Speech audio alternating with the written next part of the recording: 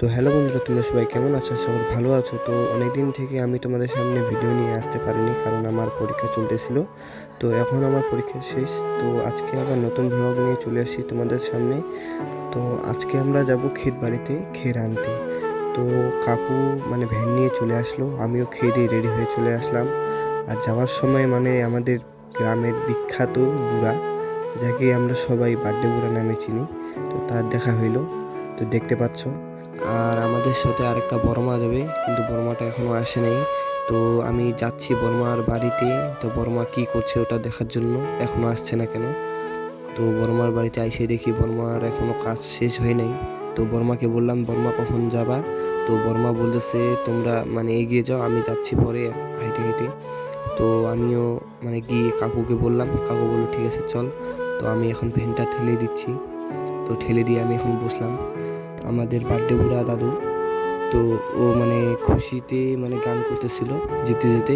তো তোমরা গানটা একটু শোনো, শুনে আমাকে বলো কমেন্টে কেমন লাগলো গানটা। ওরে সাই পাহারা গীতার মাইগে আসি বাগে চাহি না। হ্যাঁ বাদে ওই দিদি আমাকে তো বাগে রে